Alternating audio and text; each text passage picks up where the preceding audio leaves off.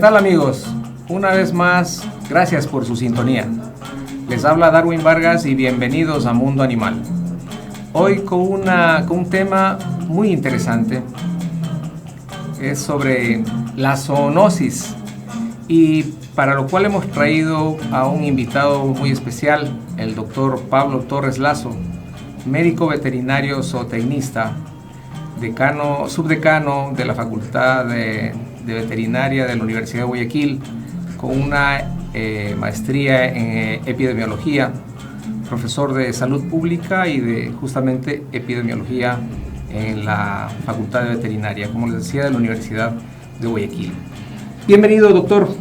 Es un gusto, un placer tenerlo acá con nosotros para tratar un tema tan importante y de mucha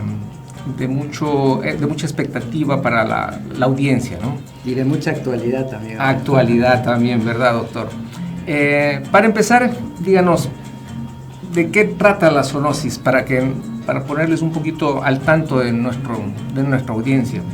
Sí, bueno, en primer lugar quiero agradecerle, mi estimado doctor, por la invitación. Creo que ya hacía falta un espacio para las personas que nos gustan y que amamos los animales, ¿no es cierto? Entonces, empezando por ahí. Y después, la zoonosis es un tema, como decía, de actualidad y muy relevante porque es un tema de salud pública. Es decir, la zoonosis, digamos que como concepto, la zoonosis son enfermedades que se transmiten entre animales y personas, ¿no es cierto? Siempre les hemos pensado más en el sentido de que los animales transmiten las enfermedades a las personas, pero bueno, dentro del concepto también se involucra a enfermedades que las personas transmiten a los animales, ¿verdad?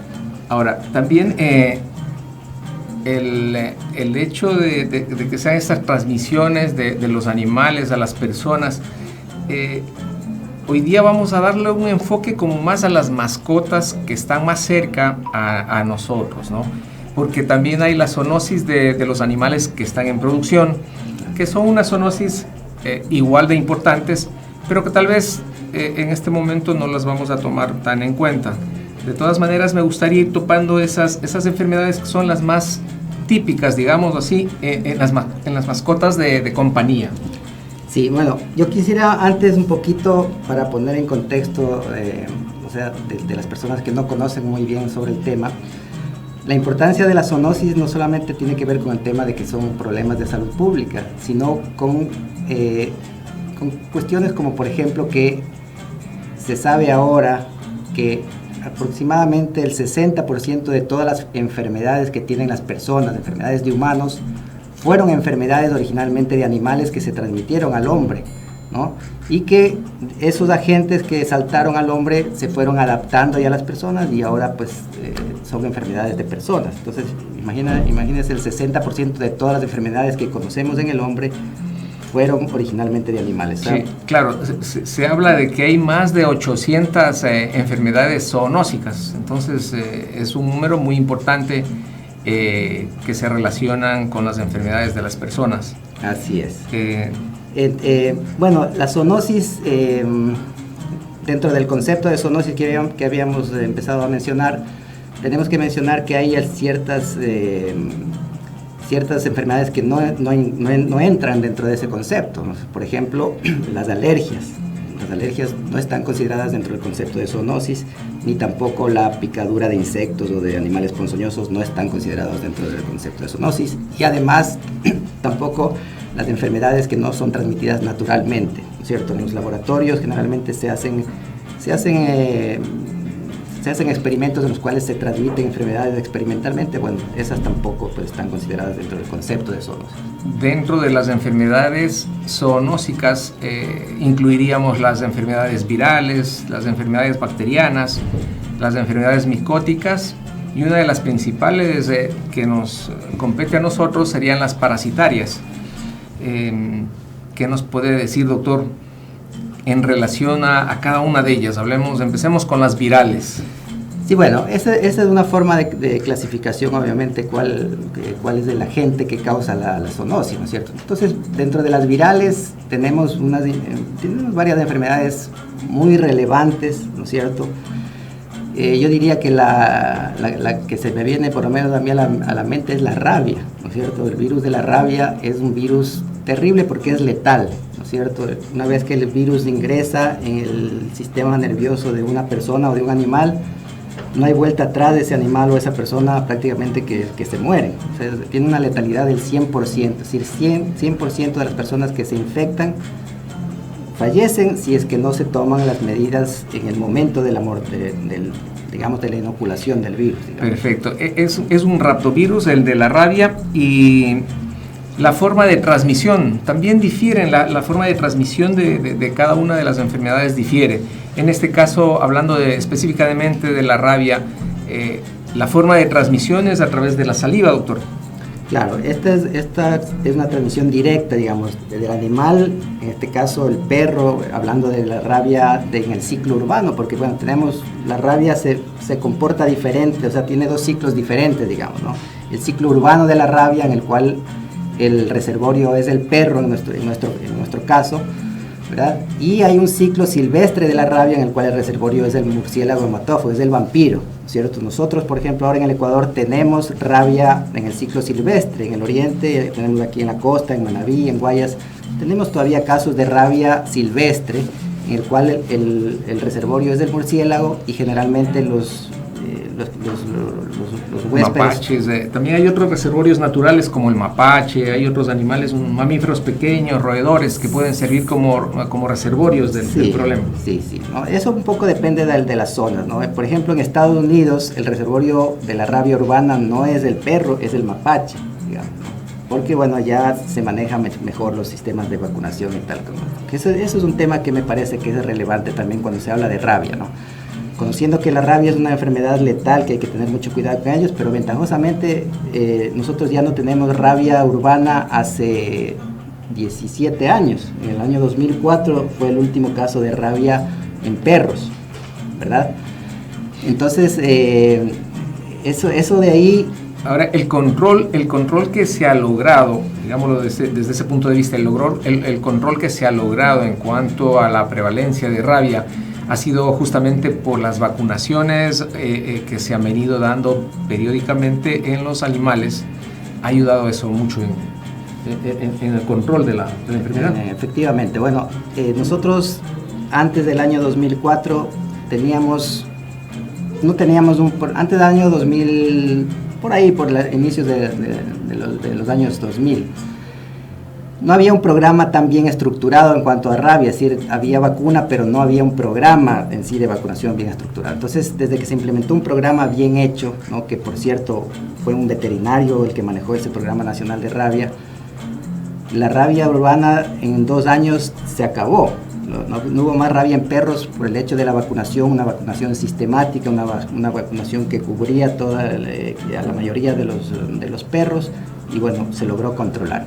Lo importante aquí, mi estimado doctor, es que sabiendo que ya no tenemos rabia mucho tiempo, lo que podría pasar y lo que suele pasar es que la gente un poco entra en una falsa seguridad, ¿verdad? Y eso no podemos permitir. Nosotros los veterinarios tenemos que estar pendientes de este tema, porque hay que seguir vacunando, ¿no es cierto? No es porque no hay la enfermedad, ya no vacuno.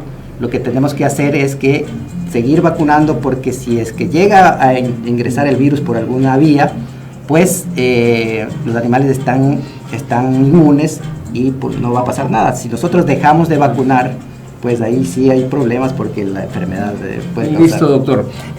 Nos vamos, en un momento regresamos, vamos a un corte, que está muy interesante la charla con el doctor, y ya volvemos.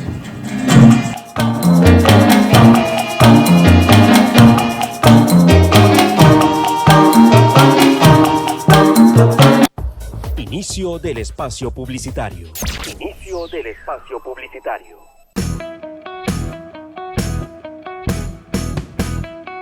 La salud es el principal pilar de nuestra vida, y pensando en su bienestar les traemos un programa diferente, En Diálogo. Es el espacio dirigido a ustedes de manera profesional, con temas de salud variados y relevantes.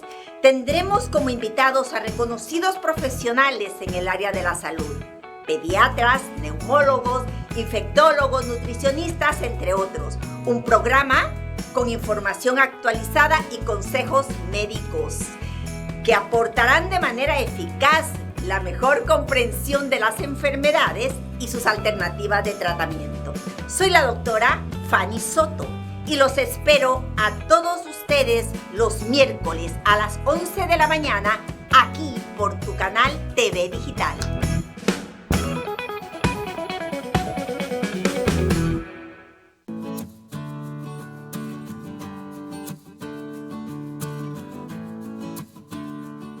Hola, soy la arquitecta Denise Alcíbar. Bienvenidos a Ecoinnovare, un programa donde construimos tu futuro.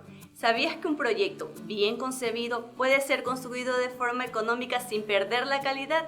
En este programa conoceremos cómo hacerlo y para esto tendremos invitados a profesionales de la construcción, diseñadores, ingenieros, arquitectos y paisajistas.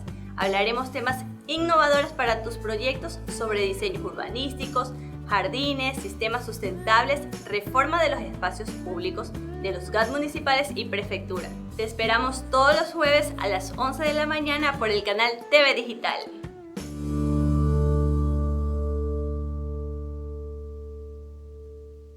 Chisme, chisme, chisme. Regresaron, Ay, volvieron a terminar.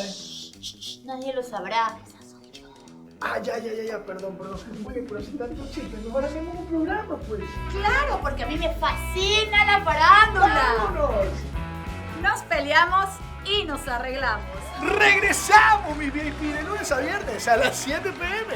Porque el chisme, Emilio, no nos gusta, pero sí que nos entretiene. Con Este es el show de las 7. Este es el show de las 7. Este es el show de las 7. ¡Los esperamos! Por TV Digital. Oh, yeah.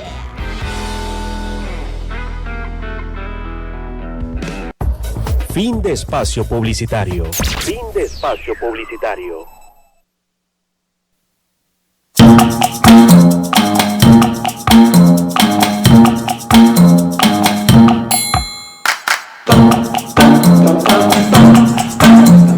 Bien, retomando esta interesante charla con el doctor Pablo Torres aquí presente, y en honor al tiempo, vamos a tomar en consideración nada más las enfermedades zoonóticas que atañen a las mascotas. Ya hemos hablado de la rabia, ahora vamos a hablar de otra enfermedad que es muy importante, aunque no precisamente se utilice una vacuna, pero es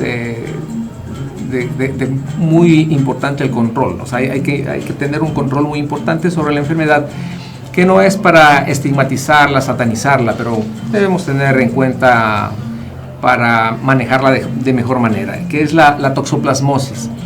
Doctor, ¿cómo vemos la toxoplasmosis en nuestras mascotas? Bueno, la toxoplasmosis es una enfermedad producida por un protozoario parásito, ¿verdad? El toxoplasma es un protozoario que se reproduce de una manera increíble, ¿no? De hecho, la toxoplasmosis es la enfermedad parasitaria más ampliamente difundida en el mundo, ¿verdad? Tiene dos formas de reproducción el toxoplasma, una forma sexual y una forma asexual, ¿no? La forma sexual ocurre en el gato, es decir, esta es una enfermedad de gatos. O sea, el hospedador definitivo de la toxoplasmosis es el gato.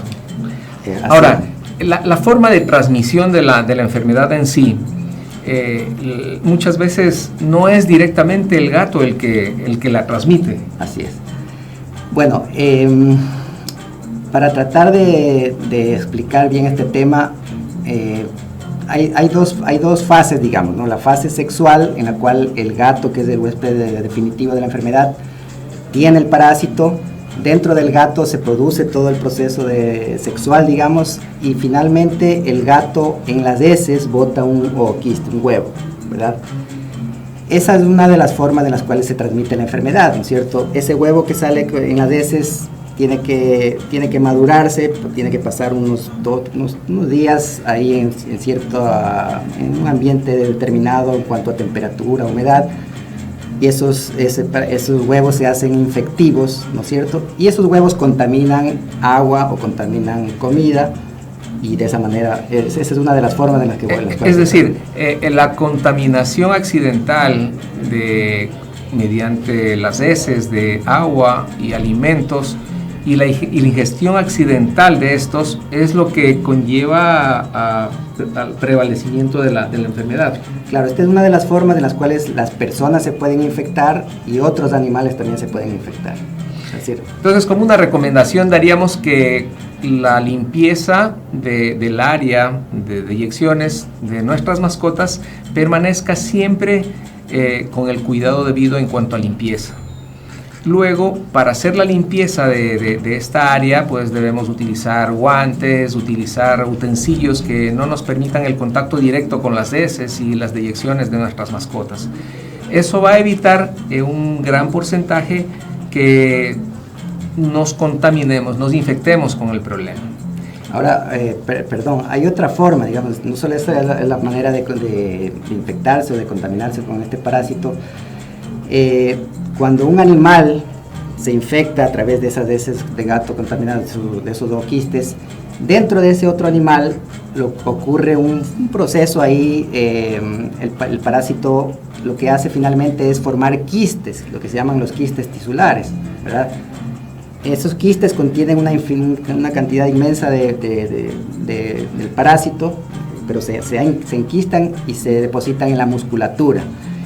Entonces, cuando una persona ingiere carne con estos quistes, o sea, y para ello tiene que ser carne no bien cocida, también esa persona por esa vía se puede infectar es decir, que fíjense, o sea, es la contaminación accidental de agua o alimentos por los huevos, por los zooquistes en las heces de gato, y esta otra forma que es a través del consumo de carne no bien cocida de animales que se han infectado y que tienen estos quistes tisulares. Es decir, la toxoplasmosis es una enfermedad que no solo afecta a los gatos, en este caso, sino también a otros animales que son de consumo humano. Exactamente. De esta manera, pues, tener bien en cuenta la preparación de los alimentos tiene que ser de una forma adecuada, ¿no? Bien cocidos. Así es. Ahora, algo que es importante, que ya usted lo mencionó, doctor, que lastimosamente la gente tiende a satanizar al gato. O sea, cuando se habla de toxoplasmosis se piensa en que el gato es el que transmite, y muchas veces pues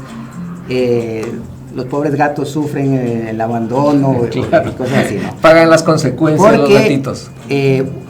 Bueno, otra de las formas de transmisión de la toxoplasmosis es la transplacentaria, digamos, ¿no? Entonces el problema es que si es que una mujer embarazada se infecta de toxoplasmosis, ese toxoplasma puede atravesar esa barrera y va a infectar al feto, y en el feto sí se producen problemas graves de salud.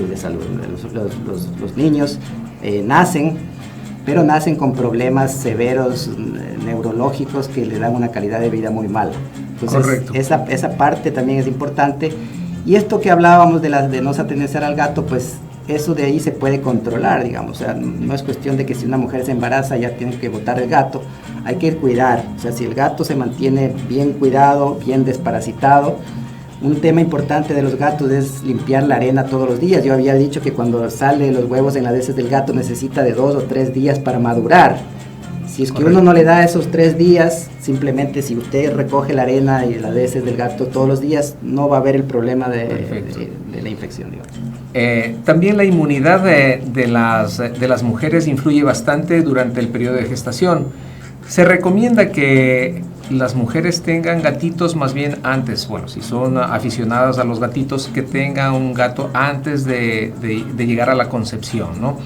De esa manera desarrollan cierta inmunidad que se ve mejor reflejada ya durante su periodo de gestación. Pasando a otro tema, el de las parasitarias, que también es una gama de enfermedades parasitarias que son zoonóticas. Regresamos en un momento y continuamos con estas enfermedades que son muy importantes también.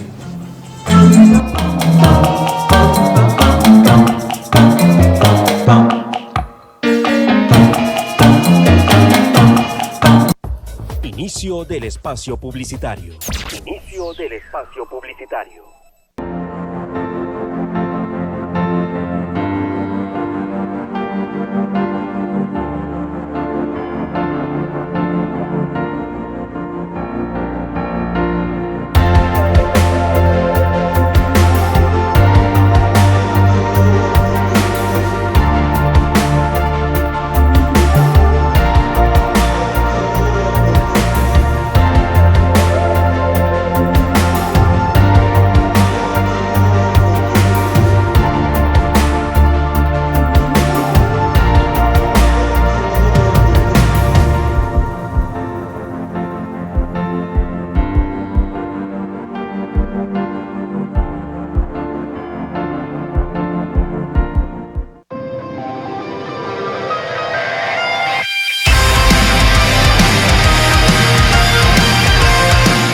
soy Alejandro Ruilova. Y yo, Freddy Vallejo. Y yo, Cristian Iturralde. Juntos les llevaremos toda la información deportiva de los equipos del Astillero y de Liga Pro. También analizaremos con veracidad la actualidad del fútbol nacional e internacional. Apasionate con nosotros de 12 a 1 de la tarde aquí por tu canal TV Digital.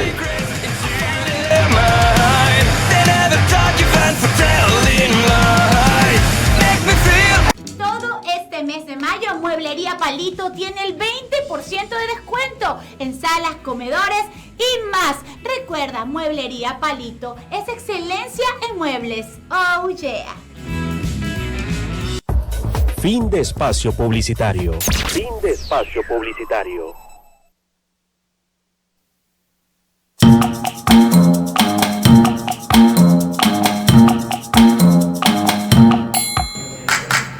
Bien, continuando con nuestra charla, que está muy interesante. Vamos con las parasitarias, doctor. Dentro de las parasitarias, ¿cuáles serían las más importantes que tenemos en nuestras mascotas?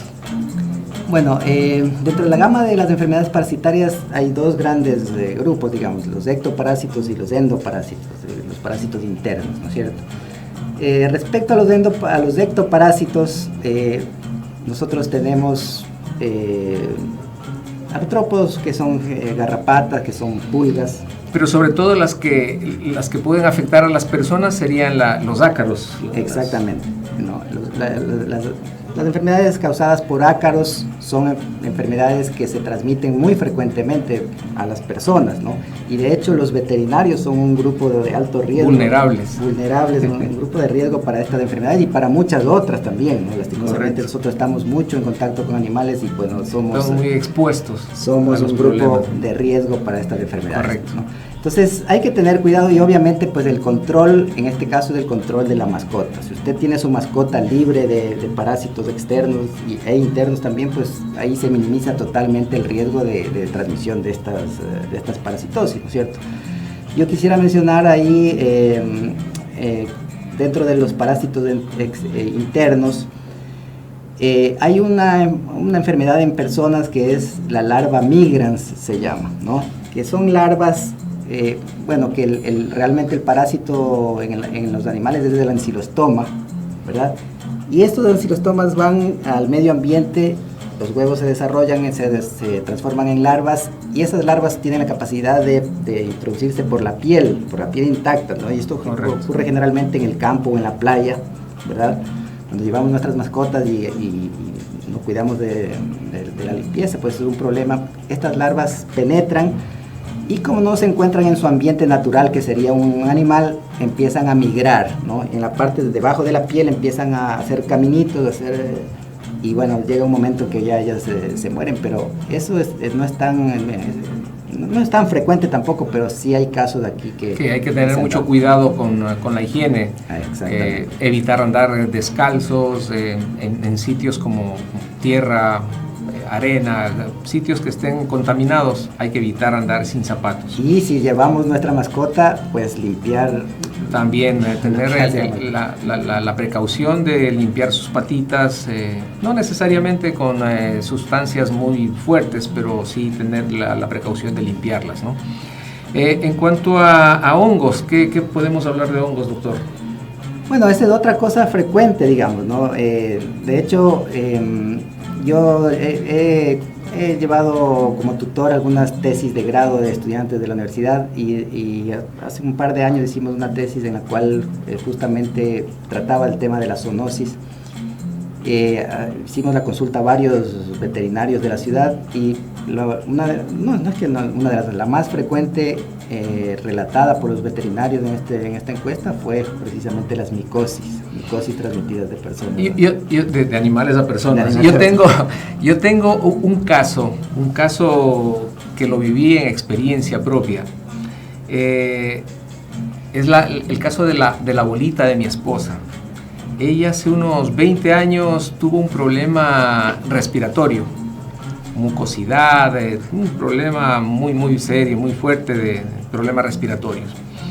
Y los doctores, los médicos humanos, le diagnosticaban un sinfín de enfermedades. Le dijeron que era cáncer, que bueno, hicieron exámenes En mi experiencia, había visto yo en aves hongos en los pulmones, se forman las colonias de hongos en los pulmones y se ve macroscópicamente se puede ver claramente las colonias de hongos a nivel pulmonar.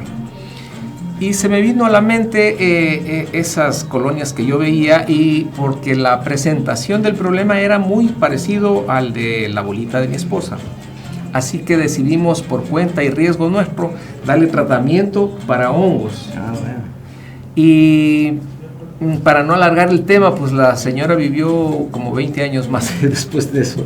Sí. Después de haber tenido un diagnóstico, pero muy, muy negativo.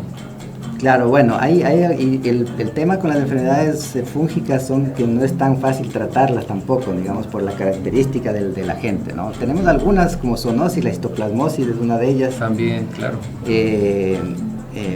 Clamidiosis también, es decir, hay varias enfermedades que son zoonosis y que son enfermedades micóticas que no siempre se reflejan hacia el exterior, es decir, hacia la piel. Porque generalmente asociamos problemas de hongos, problemas de piel, que por lo general ocurre así. Pero muchas enfermedades micóticas están en forma intrínseca, o sea, tenemos dentro de nuestro organismo. El tratamiento, como decía muy bien el doctor, pues muchas veces es un tanto complicado, es un tanto largo. Y, en fin, habrá que tener cuidado también con esto. Vale decir que la forma en que se contagió la bolita de mi señora era porque ella tenía un perro peludo, y es la forma como se determinó el contagio. No, increíble eso. Sí, fue un caso muy sui generis.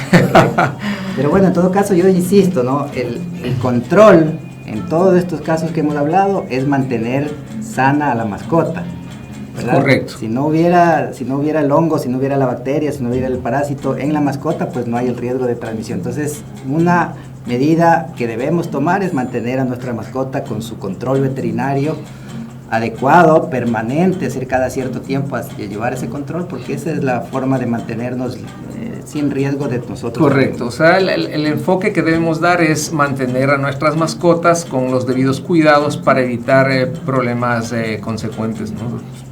Que van a traer muchos problemas a las personas.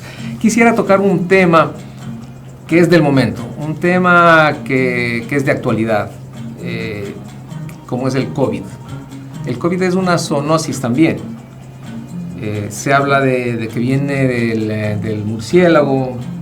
¿Qué nos puede decir, doctor? Sí, bueno, eso ya no es que se habla, ya sabemos que viene del murciélago. Es decir, se ha hecho un mapeo genético del virus en las personas y el virus en los murciélagos. De hecho, yo estoy formando parte de un equipo de investigación aquí en el Ecuador con el INSPI, Instituto Nacional de Investigación en Salud Pública, y algunas universidades también del país. Entonces, hemos encontrado ya similitudes grandes en los virus encontrados en murciélagos con el virus de las personas, ¿cierto? Este estudio incluye también mascotas, porque tampoco se sabía. Bueno, antes me estoy pasando, ¿no? Para contestar la pregunta. El virus vino del murciélago, pero no pasó directamente al hombre, ¿ya? Se entiende que hubo un huésped intermediario ahí, que se hablaba del pangolín, que es un animal de allá por el Asia. Hablaban de otros mamíferos, pero parece ser que sí es el pangolín el que fue de intermediario para el primer pase, digamos, ¿no? El pangolín pasó a las personas, y bueno, las características de este virus permitieron que luego se haga transmisible entre personas, y ese es realmente el grave problema, ¿no es cierto? Ahora esta enfermedad, el COVID-19, es una enfermedad que nos ha cambiado la vida, en realidad, ¿no? Hemos tenido antes otras pandemias, pero que no han sido ni tan largas ni con tantas consecuencias, digamos. Eso hablando del último siglo, hablemos de así, porque antes hemos tenido también otras pandemias que han sido igual de fuertes Sí. y que han durado un buen tiempo, pero en la última centuria, digamos, no había habido una pandemia, una enfermedad de estas características que, como decía el doctor, nos ha transformado la vida. Y fíjese que nosotros conocíamos muy bien los coronavirus, ¿no? Como veterinarios nosotros tenemos enfermedades en mascotas causadas por coronavirus, que sabemos manejarlas. El problema ahora que esta es una enfermedad que se llama emergente, una enfermedad nueva, que saltó de una especie animal al hombre, y en el hombre se desarrolla una nueva enfermedad y de acuerdo a las características de la gente, pues se va desarrollando la enfermedad, digamos, ¿no es cierto? Cabe indicar, justamente, hacer una diferenciación en cuanto a lo que usted comenta, doctor. El coronavirus que actualmente se utiliza en la vacunación de perros es una cepa diferente, o sea, es una variante, Sí, es diferente completamente, ¿no? El coronavirus del perro que se utiliza con la vacuna múltiple es del tracto digestivo, o sea, es diferente al coronavirus del que estamos conversando, que se refiere en cambio al tracto respiratorio, ¿no? Son Claro, dos diferentes. esto en términos técnicos se dice antigénicamente diferentes. Correcto. O sea, el coronavirus de los perros y la vacuna por efecto no tiene nada que ver con la enfermedad del COVID que estamos viviendo ahora nosotros, porque bueno, se escucharon también que en ciertos sitios en ciertos países estaban vacunándose con la vacuna de los perros, claro, que tenía justamente coronavirus, pero es diferente. Así es. Entonces, bueno, eso sí tiene que quedar bastante claro, son dos agentes diferentes totalmente, ¿no? Respecto al coronavirus y a esta investigación que yo estaba haciendo referencia, todavía no termina, estamos en el proceso de investigación, estábamos también analizando, fíjense, ¿no? Lo que hemos hecho es buscar hogares en donde ha habido miembros con COVID, diagnosticados con COVID, y en esos hogares hemos ido a muestrear a las mascotas, perros y gatos, ¿no? Y estamos encontrando que hay una relación entre la enfermedad. Todavía no puedo hablar de relación porque eso es temas estadísticos, pero la cantidad que estamos encontrando es mucho mayor de la que esperábamos, por lo menos, ¿no? Entonces, después de esto no quiere decir que las personas le pueden transmitir el COVID o el virus, el SARS-CoV-2 a los animales, o tal vez sí, ¿no? Lo que sí está bien claro es que si es que hay esa transmisión entre mascotas, ni tampoco la mascota después le puede transmitir a una persona. O sea, eso ya está probado que no es muy fácil o no se ha dado, todavía no está probado, no hay evidencias de aquello. Entonces, por ese lado tenemos que estar también tranquilos. En todo caso, estas teorías, estas hipótesis están en fase de investigación. Exacto. Que esperemos tengamos muy pronto los resultados. Y estaríamos invitándolo nuevamente al doctor Pablo Torres para que nos confiesen esas investigaciones. Yo lo que quisiera resaltar también es la participación de los veterinarios en la solución de problemas de salud pública, ¿no? Ahora mismo en el tema del COVID hay muchos veterinarios que están al frente de los programas, hay muchos veterinarios que han sido los líderes en el desarrollo de las vacunas que estamos usando. Por ejemplo, la vacuna de Pfizer fue desarrollada por un equipo liderado por un médico veterinario. Entonces, bueno, solamente para resaltar un poco el tema de nuestra hermosa profesión y su participación importante en la salud pública. Desde luego, así es la importancia del médico veterinario dentro de la salud pública. Ha sido una conversación muy interesante con el doctor Pablo Torres. En honor al tiempo, pues nos ha quedado muy corto y se nos han quedado dentro de nuestro sombrero de enfermedades, se nos han quedado muchas. De todas maneras, muy agradecido por la presencia de ustedes a través del canal. Gracias, doctor, por su presencia y esperemos contar vuelvo a decirlo, con su presencia en un tiempo corto. No, para mí ha sido un gusto también estar aquí con usted y estoy a las órdenes. Estas cosas son importantes y bueno, cuando usted me invite yo estaré aquí. Listo, muchas gracias y con ustedes nos veremos en una próxima oportunidad. Muchas gracias.